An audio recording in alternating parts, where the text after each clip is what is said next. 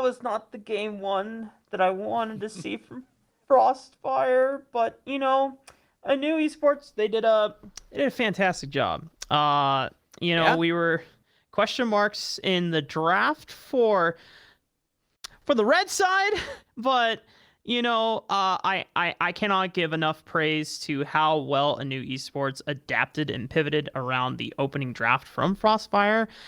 Cubby, I think you definitely have a little bit more information on what they did exactly. That was so damn good. Well, I mean, first off, I think we all know now, thanks to Ibris, why Quas actually locked in Scion. He's just promoting his book instead of Malphite. That was the real tech from ProDraft coming on in there for him. But getting more to the actual draft, I don't think anyone really saw the Pantheon support coming out. This is something that Winner has yet to play, something that we've yet to see in SGC. And although we've seen it from players like Ignar and Kaiser in the LCS and LEC respectively, it hasn't made an appearance yet. And man, did he make it look good in that bot lane. Yeah, it was also really cool for ANEW that they did get their first recorded hexakill in SGC, and that was for Mike Young. Unfortunately, we didn't get it off screen, but it is going to be recorded in the fantasy points. I'm sure for me, that's going to feel pretty solid, but Yeah. definitely not a scam. Definitely not a scam. But honestly, for Mike Young, he absolutely popped off on this Nidalee in the early game, in the mid game. I said it in the chat, this is Phoenix One Mike Young entering this game here, and man, oh man, did he pop off on this champion. The early invades were so brutal from both him and Rodov. We saw even just from level 1, Rodov was just throwing in those karma cues, messing with Kitsuo so much, and they did not stop there. They kept on invading him at the bot side, at the top side. Oh, Kitsuo just did not have a fun time that game at all.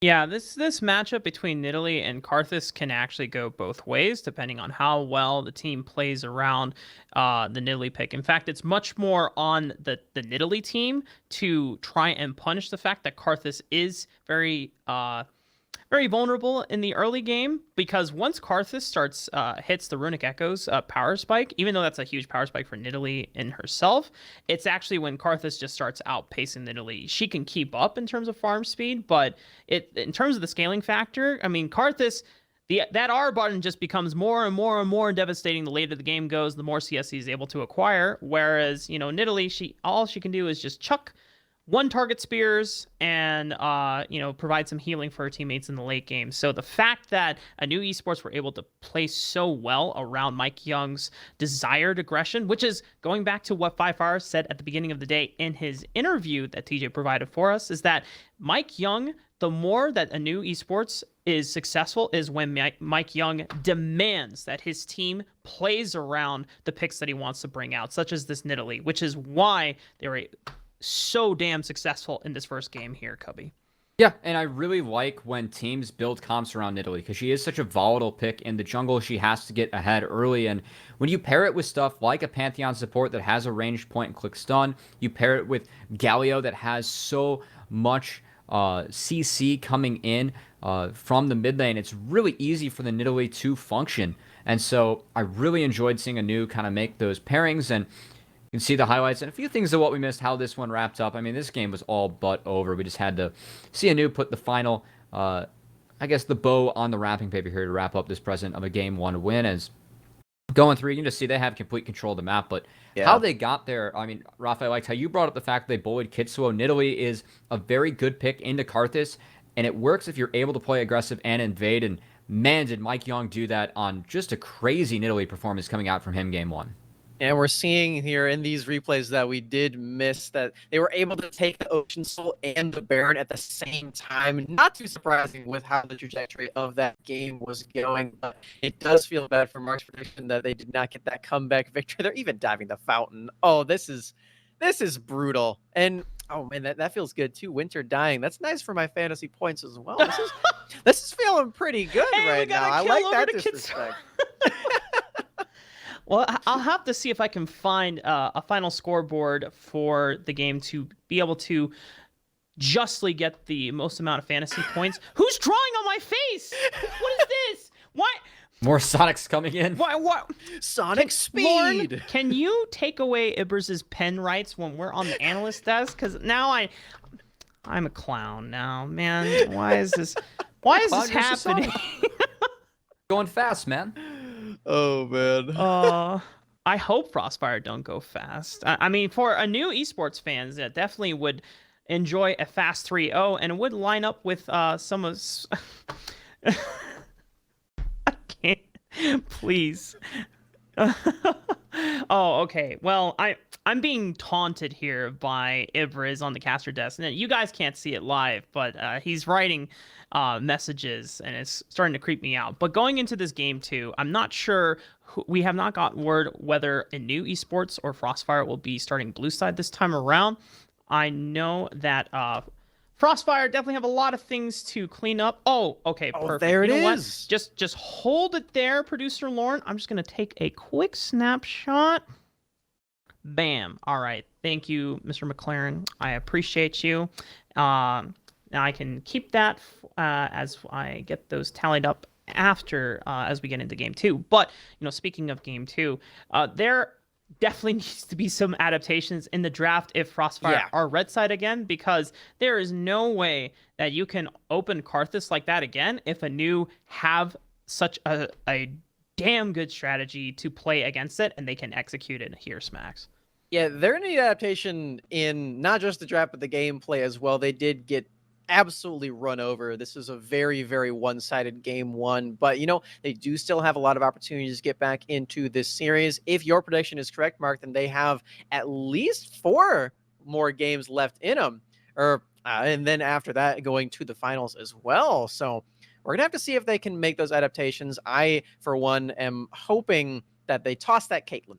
First of all, I think that champion is not nearly as good as we're seeing the priority show from these semifinal games. Excuse me, it did get buffed yesterday with the 2 AD and the 5 movement speed.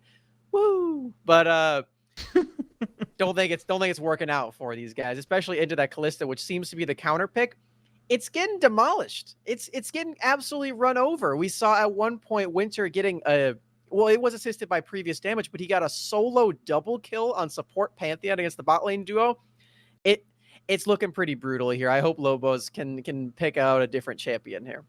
I mean, if they want that Caitlyn to work, it actually is the support matchup that's so brutal. And that's why I really love the Pantheon pick coming through, because for someone that loves to play Sona, I mean, Pantheon in the bot lane in the Sona, that is a brutal matchup coming out. And so I like the flex coming out from ANEW. We haven't seen this from them before, and if they want to make this Caitlyn work, I mean, maybe they can play the Pantheon on their own, right? Like, maybe that's something where you can chain that with a trap and actually shut down the Kalista.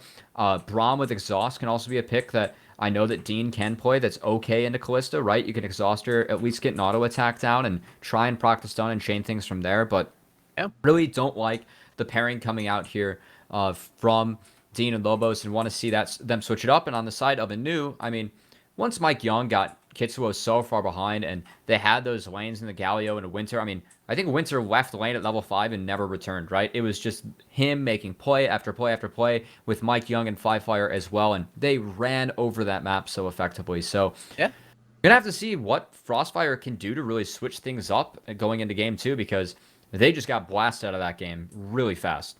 Yeah, and real quick, you touched on the Braum here, and before for Winter as well, he is that Braum aficionado. Kind of feels like Pantheon's like Braum with the E, except he can kill you because he's got a giant spear instead of just his little frozen fist thingy. So feels pretty solid to play that Pantheon, especially against these champions that can poke you out, and he put it to good use here. I'm very impressed with Winter, and he did tweet at us. He gave us the advice to pick him, and only Cubby was the one who chose that one. So shout out to Cubby there. Gotta put faith in players, man. Yeah. Also, shout outs to Cubby for doubling down onto the bottom lane for fantasy draft, because I think in the past we've talked about the strategy behind picking supports. It's only viable when they decide to go down the path of picking something super aggressive like a Pyke. But now with the Pantheon support popping up as a flavor that Winter looked so damn good on, it didn't matter if you didn't have as many kills as he normally does in these dominant games from ANEW, because Winter was posting all the points. So Cubby, you lucked out here game 1, so you're I didn't know he ensuring had that Pantheon in him. Yeah, that's a surprise pick, and I'd say that gets banned away, because once again, like, if Dean wants to play champions like Sona, I literally cannot think of a better support matchup in the Sona. Like, why not have a point-and-click stun with just burst damage coming out of a support, right? I mean, that seems like the perfect answer coming out from ANEW. So props for them for prepping that pick and paid off big in that game 1. Yeah, I just I can't get over that first game, and Rob, you have your so deck like, ready? what? No, you got a duel. Oh wait, was that actually live? Yeah. Empress You has gotta been believe in the drawing heart of the so much cards stuff for on me FrostFire, man. Heart of the this cards, past heart of the couple players. of minutes. Come on. I can't tell what is reality and what is a dream at this point here on the desk, because I don't know what's being pushed to live or not. But I guess hopefully game 2 I will be able to set up the duel here for FrostFire if the draft goes their way. But I think one thing as we were prepping for this series overall, there are a couple pocket picks that are pretty reliant on what we thought was going to be a bunch of standard meta picks, mainly a bunch of bruisers from the top and the jungle role, stuff like the Set and the Volibear. And, I mean, the Pantheon is not something we expected, but in some ways it's a melee champion, and it does open up the possibility for an Alawi to come in from FrostFire. But if ANEW are super damn comfortable just flexing around, not going the Volibear or the Set route, and they're just going for Karma top lane and Nidalee jungle, I mean, then we will never see this Alawi come out if that is what is happening every single game. So I am now very curious to see what is Kitsuo's and FrostFire's angle here for adapting to all these range champions here, because I have to vent a little here, and hopefully, Cubby, you can sympathize with me. As we were talking about the draft during game, Malphite into triple AP topside does not seem like the move here. No. It seemed like with Malphite and Jace, they really wanted to isolate one target and blow them up with Karthus, but wasn't really the answer into the Karma. And I actually want to hit on something that you were kind of talking about there, Rafa, with the Set and Volibear not being flexed. I mean, that's entirely because of the fact that Karma was that through, right? We're seeing Karma red side bans primarily, like heavily in this tournament and on this patch, and so when you leave that champion up, it's like pretty much an automatic blue side first pick, right? You get the triple flex it. It's really strong in all 3 roles. It buffs up your team. And I feel like FrostFire, this game, they have chosen red side, so they get choice of side. And I do not want to see the Karma come through for ANEW once again. I'd much rather see them double flex a Volibear or a Set in that top side and not have the Karma at their disposal, because it gave them so much flexibility in this draft. And with the early pick Karthus, they were just able to set up a comp that was so good for Nidalee, and they were able to make it work, and that game just looked brutal for the side of FrostFire because ANEW had those things going for them.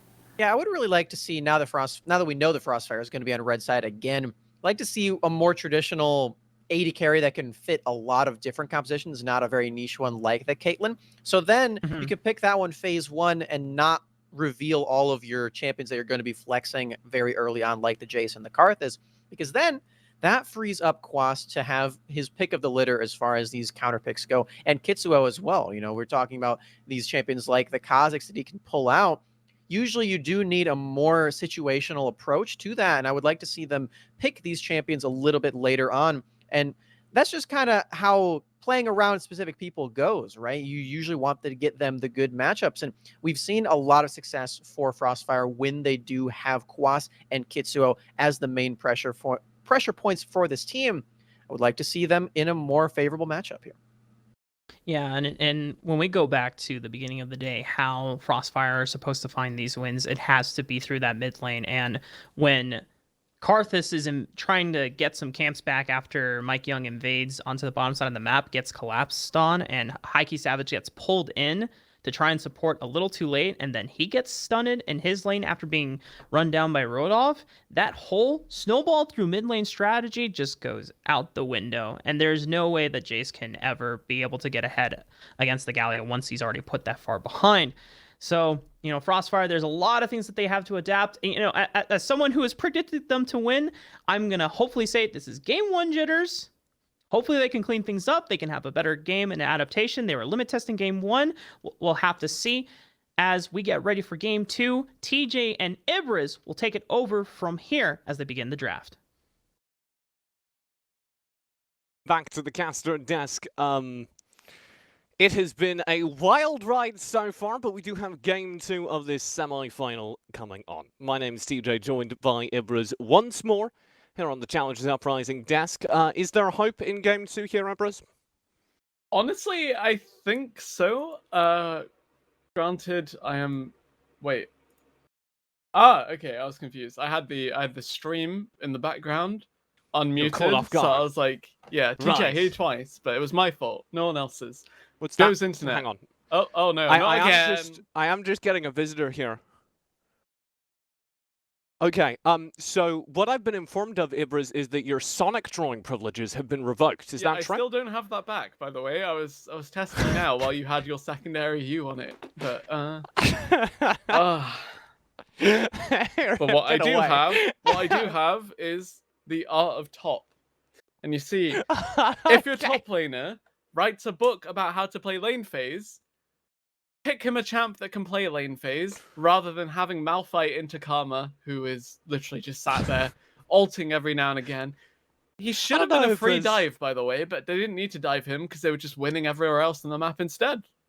There were a lot of problems during game 1 for FrostFire. Chief among them was the fact that they were down 3 kills at the 2-minute mark, which, to be fair, was like part of a designed strategy by ANEW. They love that early aggression behind Mike Young. Wait, why does your tag have the verified logo next to it on the name? Because I'm verified. Follow me on Twitter at Esports request for that to be put there? Well, when you're verified, you don't have to request these kinds of things. They just happen for you. Right. You'd know if you were verified. Let's talk about the series. It is game number 2, and we're all the way into the Pro Draft as ANEW kick things off by slamming a Volibear into their top lane. Can I have my drawing privileges back, please? All right. Anyway, yeah. So Lord just quoted Spider-Man Atom. With great power, Ibras, comes great responsibility. I think you'll find he quoted Uncle Ben, but yeah, Volibear. Okay. Well, I meant safe Spider-Man the franchise. I like it. Okay, Spider Dash Man. Don't forget that part in the middle. But also, yeah, Volibear, pretty safe pick for jungle. Very, very proficient duelist. Can be played top. Has a rough matchup into the Jace in particular, but I do wonder if this will just be a mid lane Jace again anyway. This is going to be the fun part for me, because we get to see exactly how long the salty run back will go. ANEW Esports are already swapping a few things around, throwing Shiryu and Ezreal, which may result in him having a little bit more impact than his 0-kill Kalista, which, to be fair, wasn't really his fault. It was just that everyone kept dying around him, and he never got to do anything. Honestly, I think that the Jace mid is not a bad run back if there was one, because you do take it away from FrostFire. You have that kind of winning matchup into that handful of mid lane mages that we mentioned before. And as well as that, you have that mixed damage portfolio if you do want to draft into the jungle Karthus. We keep the enchanters on hand for Dean with this Jaina. I want to call out that this has been thoroughly predicted by ANEW. They know. Is this World of Warcraft, TJ? Yes. Actually, Jaina, ladies and gentlemen, pay your subscription Lady fee. Jaina Proudmoore. Nice. Let's talk about that bot lane matchup, though, because ANEW have entirely predicted it. They feel so comfortable locking in that Pantheon again, and they're going to have another really solid matchup where the Pantheon can just bully an Enchanter in the bot lane. Again, though, you have that flexibility where you can just play for having the Pantheon mid, having the Pantheon bot lane. As you said, really good matchup into a lot of these enchanters. I'm not huge on playing these engage heavy supports into Janna in particular, because she has a little bit more disengage and free harass potential at level 1, thanks to the W, and then, of course, the Q later on as well, compared to other supports. But at the same time, yeah, it's really good if you can get in their faces. That being said, though, Ezreal Pantheon, not the lane we dreamed of. I think literally the only thing I know about World of Warcraft is that you have to pay a subscription fee. Nice. I think that's actually the extent of my knowledge. It's a massively multiplayer online role-playing game, TJ. Okay. Could we abbreviate that to MMO for sure? We potentially could. Okay. Double mid lane bans for FrostFire as they attempt to limit 5Fire's pool. That will not stop them, to be sure. I wouldn't think that Galio or Zoe are even the beginnings of his champ pool. You got a Vayne down bottom for FrostFire. That's a little bit different, and at least they'll have something to stop that Pantheon from just bullying them hard. Hey, from look, moment TJ, one. Jaina and Vayner.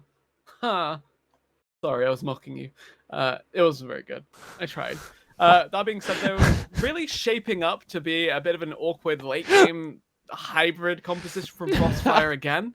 These are, late game carries in AD and jungle yet again, and then Chanter support that keeps them alive, and some awkward mid lane J-shaped bandage that really just is there to hold your early game together. Issue is that unless mid lane pops off, you don't have a mid laner, your jungle's gonna get invaded, your bot lane is a non-factor till 3 items. Really rough, and yeah, that is a Pantheon mid and a big counter in the support role. Yep, the Vayne maybe scared them a little bit, not wanting to have to dive the Vayne, so you get a Blitzcrank instead. The Vayne comes to you. I do want to also point out that we get Mike the Nidalee Young again in the jungle, which was possibly the most terrifying thing I've seen all tournament long last game. Yeah, two things I do love about this Blitzcrank, though. Of course, we've hyped up Mike Young Nidalee. It's one of his signature picks when he made his name in that LCS debut back in 2017 under Phoenix One's banner. But yeah, this Blitzcrank, beautiful, hard engage against the Janna. You can't get on top of her because of WQ, so you bring her to you. And you can pull the trigger with a Blitz engage, a Panth engage, a Volley engage. If FrostFire A, try to execute on a 1-3-1 with the Jason Shen, or B, sit back and try to scale up till Vayne's a relevant champion. Ibras, does this draft look better for ANEW Esports, or is it just me? I think this is even better than what they got in the first game, and honestly, I think this is a really good way of them just hard diving into the enemy backline. Sure, you can chill back, kind of chuck out a cursory Q on the S every now and again, do what he did on the Cliston previous game, and yeah, a lot of pop-off potential again in these solo lanes. I don't want to just be mean to FrostFire, so I'm going to try and be specific. I think the ban phase, the second ban phase in particular, was really weird to me, and I called it out at the time. There's really no sense banning away at FiveFire's pool. We talked about it in the last game. He's just going to pick whatever he can run at you on. And I would have really thought that one of those bans could have gone towards the Nidalee, or maybe one of the big hook champions that so mess with your bot line. Yeah, it definitely does kind of put a little bit of a damper on whatever FrostFire had planned. Clearly, they're just trying to give it another go after it didn't work out in the first game. But again, you have Big Man Quas being such a proficient split pusher, again, just on a tank. Granted, Shen does have a much easier time side laning than Malphite, and does have a winning matchup into Volibear, simply because Shen will almost always bully out the enemy top laner. If they're melee and a tank, which is like 2 top laners in the current meta, but Volibear is one of them. I am told that the top laner here for FrostFire has written a book on top lane, Ibras. Was there anything in it on Shen? How do you believe his impact will change? This will allow Quas to have a little bit more across the map presence, but it's still not, a winning lane into Rodolph. Right. Oh, wait. I think I saw a picture. Yeah, oh my god. I found an illustration of Shen. Wait, in the book? Yeah, in the book. Producer Lauren, give us cameras. Ibras. Give us the cameras. Ibras, can you demonstrate this to us? It's about when running teleport. Another approach is to actually wait for their jungler or their bot lane to commit to an engage, such as Alistar flash pulverizing, and then TP in for the kill, knowing they can't escape, just like you would with Shen's ultimate. And that's what Quas has written in his book about top lane. In his book about top lane. Look at this Cogmore receiving a Shen ult while Trundle watches on. That's really good art, actually. All right, we're into game. It is game number 1 in the bag for ANEW.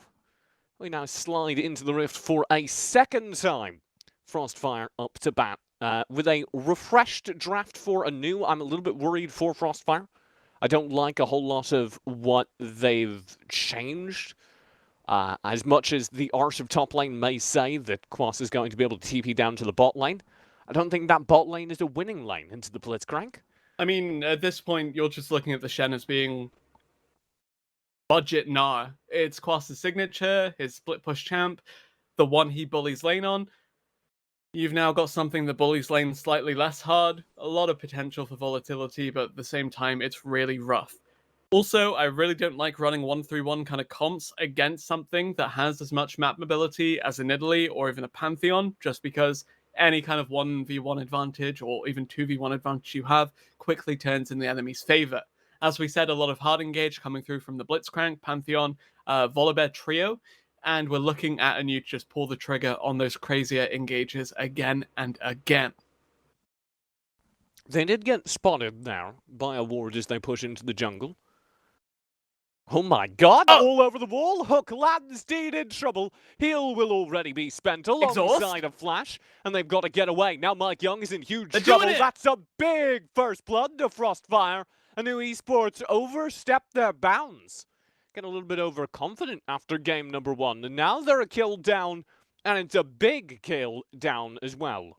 Yeah, a little bit rough, though, is the fact that Shen has to start with Taunt. A big swing in favor of FrostFire there with that 500 gold lead. First blood, good start for Kitsuo on the Karthus, means that his early game is already 10 times better than it was before.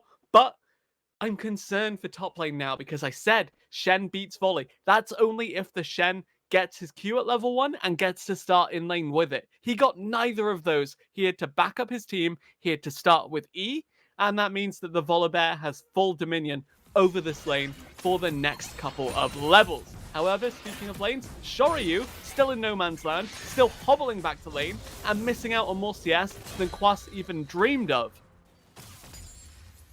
FrostFire will be playing it really safe here in the mid lane. And by safe, I mean there hasn't been one full dive yet. This is kind of an example of how the pace differs from game number 1, where by the 2-minute mark, 3-minute mark, FrostFire and Mike Young were already shoving into the enemy jungle, challenging fast. He's having to chill, just shove his own lane, Everett. And that's a major reason why that opening kill to FrostFire should have a major starting impact.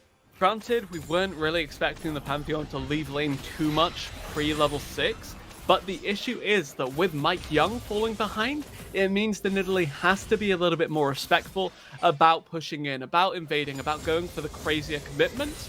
And that means that we have to look at FrostFire as not being able to follow up. As a hook comes through, flashless Janna, we pan away. Sure, you will need to play it safe. The flash to follow. Oh, that's good. Very well played by Lobos. He's able to snag a kill this second of the game to FrostFire, as they're looking to run it back for a second time. Yeah, we had our reservations about this draft, but they play it perfectly. Flash away. Mike Young on the chase. Will have the kill, but it's a 1-for-1 trade. The ghost of Kitsuo getting his revenge. ANEW not making any real impact here. Yeah, Winter actually freezing that wave, living Minion? with a sliver of health. Okay, that was ambitious.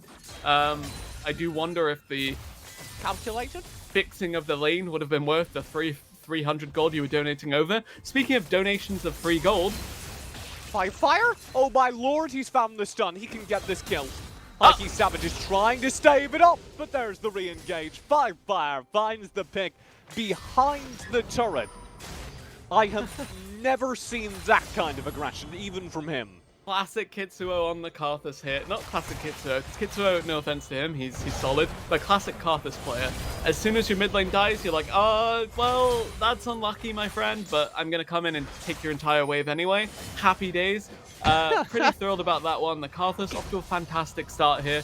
Really not keen on Mike Young trading 1-for-1, but again, honestly, Nidalee, Pantheon, very similar to Jace in the regard that if they're not ahead early, if they're even, they're basically behind at that point, and that's why you see these players in particular going for crazier plays. Mike Young's back. Mike Young is not in any way stymied by his early game. They find 1-2 picks down bottom. That completely undoes the impact of those early skirmishes. Yeah, we said these players in particular would thirst for early aggressive plays, and yet Mike Young surprising us both with just how industrious he was there. Kitsuo, you're alone, Pantheon to the face. FrostFire with an excellent engage. The Grand Starfall is perfectly timed, and right as FrostFire seemed to have something, everything just evaporated. Yeah, fantastic start for FrostFire, but it is out of the picture right now. Health bar for Heike Savage being shredded through. Q up now. Yep, easy money. You ever think about casting fighting games, Ibrid? I don't have the energy for it, TJ. Could have fooled me. First strike of the game should be picked up by ANEW, as they have reclaimed their lead here. Several kills from FrostFire kind of leading that, as he just decided that it was time to clean up every portion of the map simultaneously. Got his first ult, was in the jungle. Really just FrostFire things. Oh man, I realized game 1 you had Nidalee, Kalista, Pantheon. That is 3 spear-based champions, and you're only missing Xin Zhao.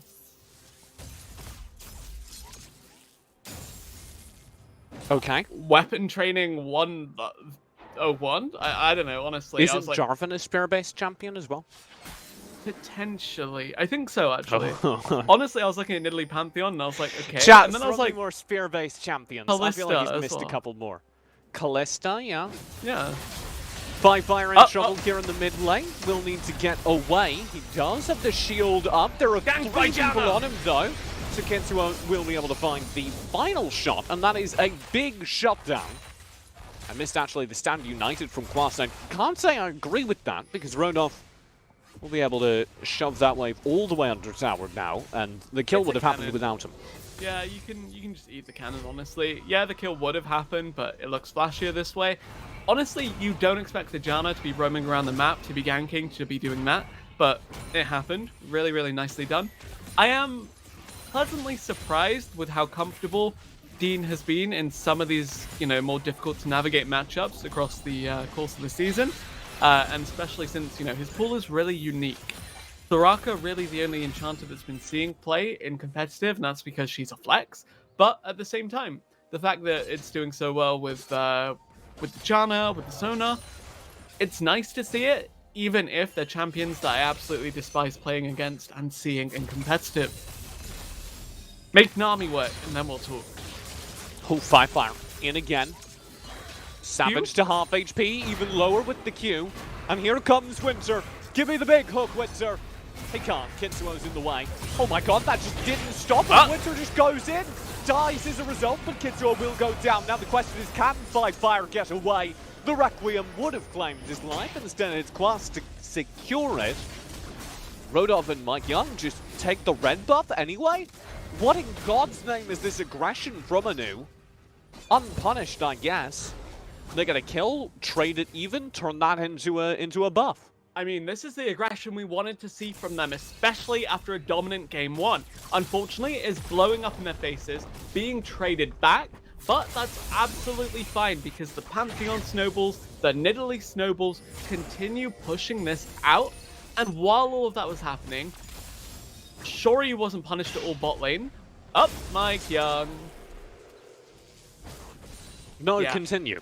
That's Heike just Mike Savage Young on the doing Jace his is work. just like, this has not been the play for him so far this series. And honestly, this is where I have a big issue with Janna. She's not a champion that can punish the enemy AD carry for being 1v1, so you can just freely roam on her. Speaking of free roam, TP will come in. That's Quats immediately engaging FrostFire, but he's all alone here. Even a flash away doesn't save him. Shoryu shuts him down. Very strange playing from FrostFire around that. No backup for their top laner. FrostFire does get picked up though after he wanders into a bush, so it's all fair. Winter and Shoryu will just have to leave that bot lane if they can. yeah, but the top lane tier 1 is going to go down, perhaps even the tier 2, if this Herald does continue to be committed by Mike Young. Because of that swing hook, Winter starts things off strong again, does force the ulti. You can see Lobos trying to get something on Shoryu, but just doesn't have enough damage. Kitsuo is still lurking, but he's warded. Don't know how much good that will do Shoryu. As you can see, they're trying to find a way out of this one. Hook will go wide. That would have been the start. Kitsuo being hooked over the wall. As is, it's a wave clear game now, and I think Shoryu's got it. This is going to be close. They're not willing to full commit on the FrostFire side.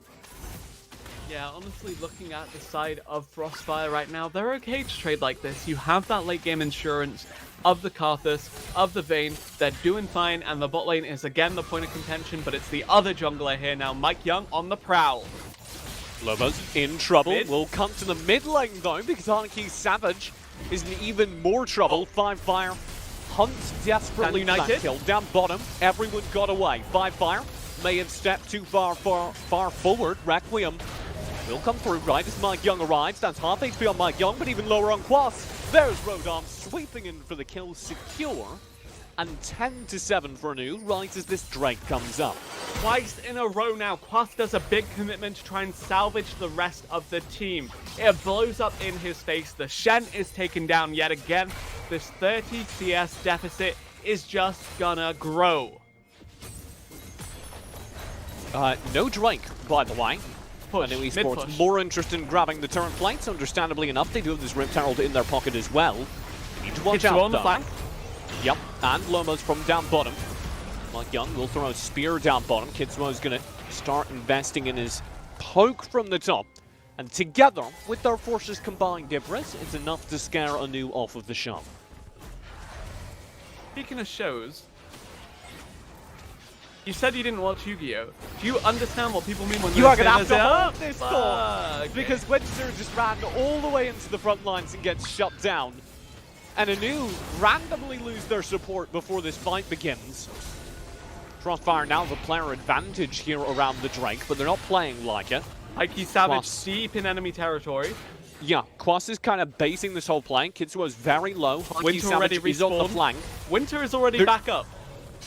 They're just backing away. Oh my god, that FrostFire? spear. FrostFire? And FrostFire somehow behind enemy lines. He finds an excellent spear throw. That's a kill over. Big trouble for Shoryu. He'll be able to dash away. Quas in trouble now as Rodolph comes to the front line. He'll tank the fight, and that is the FrostFire? turn. Grab Starball will come through. Quas should be stunned up, but he's only slowed. He'll be cleaned up by Mike Young while FrostFire continues to dig deeper. Kill after kill after kill. Rodolph's got the shutdown, and ANEW are looking for a clean ace. They are a pixel short. FrostFire survived with just one player from that bot lane.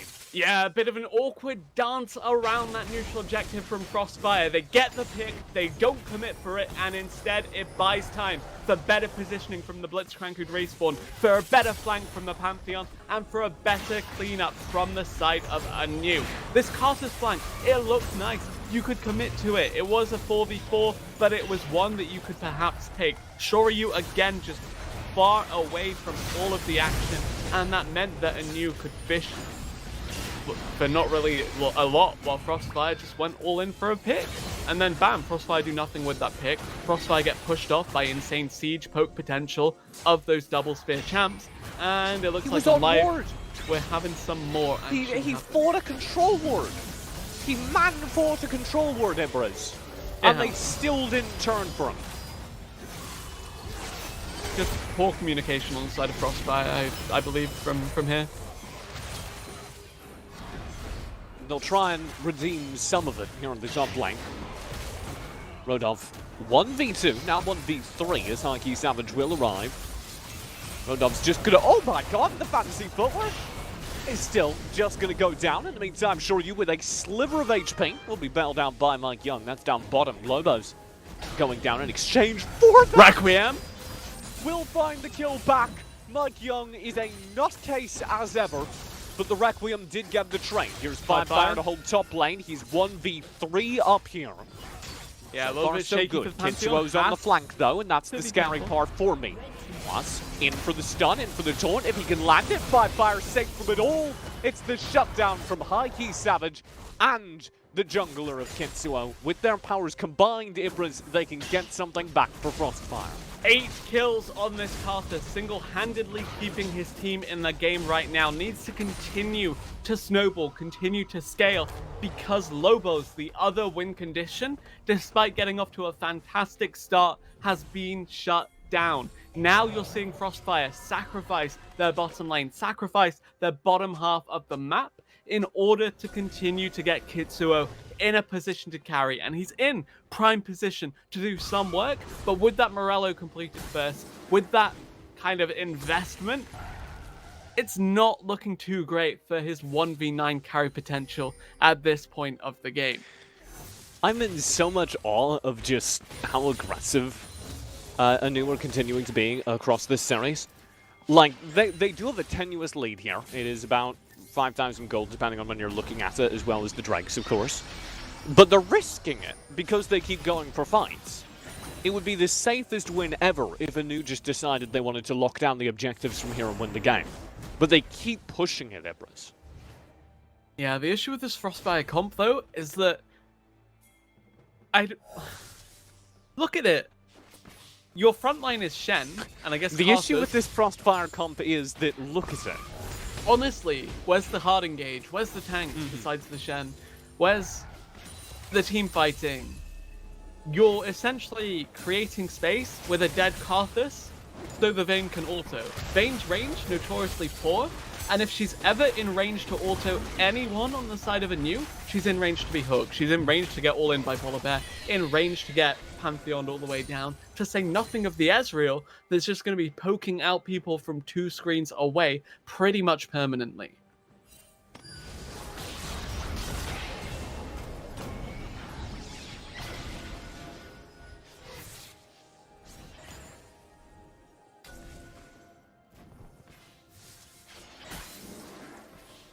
TJ?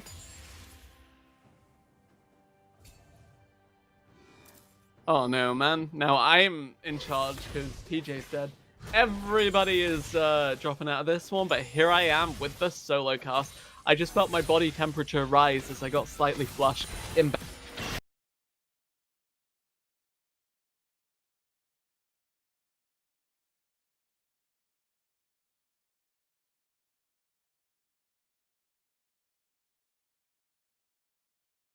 Embarrassed. Okay, we're back. We have the feed. Still no TJ, but hey. Alright.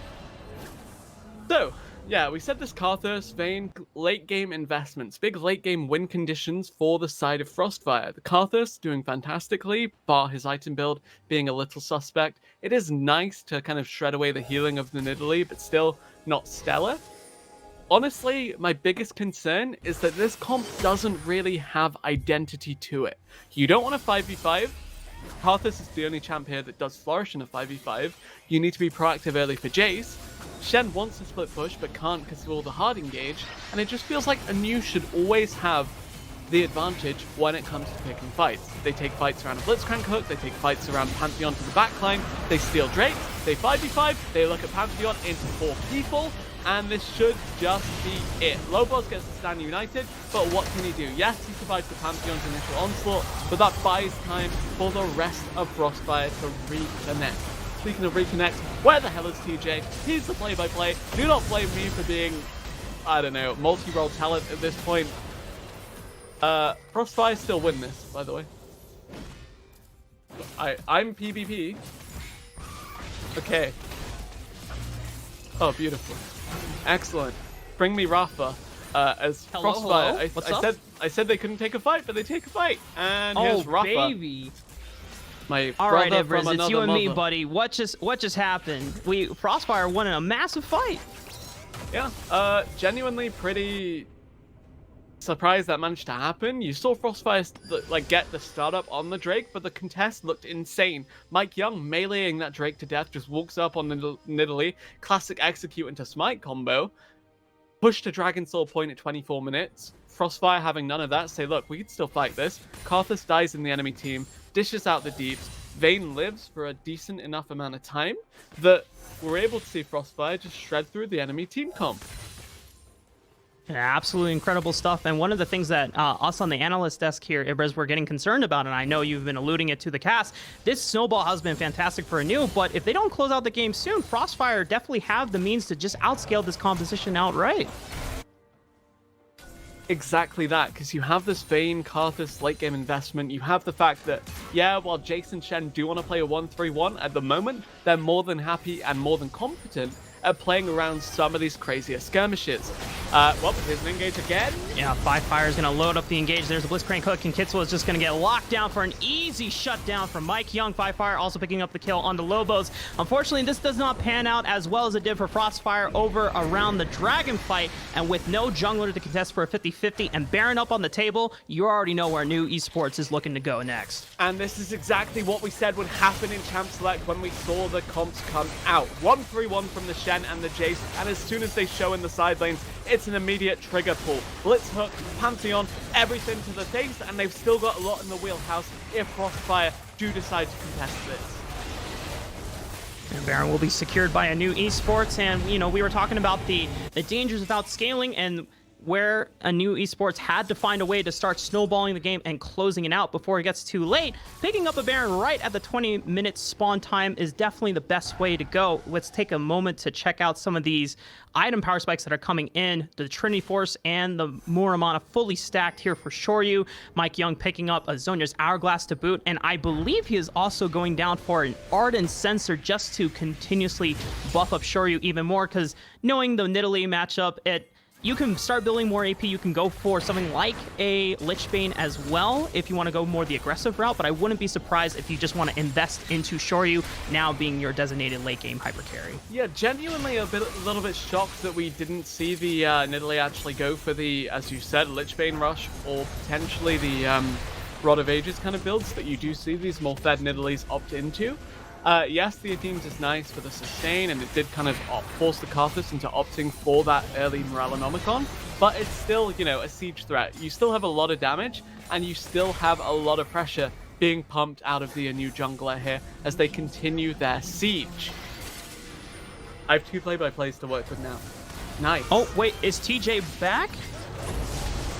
Oh, well, Blitzcrank comes over the wall. Lobos is going to get snatched up. Mike Young is able to get that killing blow once again. And FrostFire are just getting ran down in their own base. Kitzel is trying to put up the best defenses he can, using the Defile to zone the rest of the members of ANEW Esports, and will claim that killing blow down onto Mike Young, but it's still not enough. Numbers advantage is still here for ANEW Esports as Shoryu is just putting down the damage with these Mystic shots. That should very well be the game, if not just 2 inhibs. Yes, FrostFire have the late game win conditions of Karthus, Vayne, kill them in the mid game, and it is doom and gloom for that. 30 seconds on the Dragon Soul, ANEW, they get the Baron not too long ago, they still have that in pocket, they get 2 inhibs, fight after fight after fight, 40 kills, 22 minutes, so intense it's killed multiple people's internets today. We have a good series on our hands with ANEW looking to close out their second victory of that so far. And I just want to check in to make sure. TJ, are you back, brother? Yes, Valley App, I live. Can you hear my voice? TJ Rafa, is you're back. beautiful. I love you. I love you too, TJ. You are one of my favorite human beings. Do you want to take this Drake fight as a reward?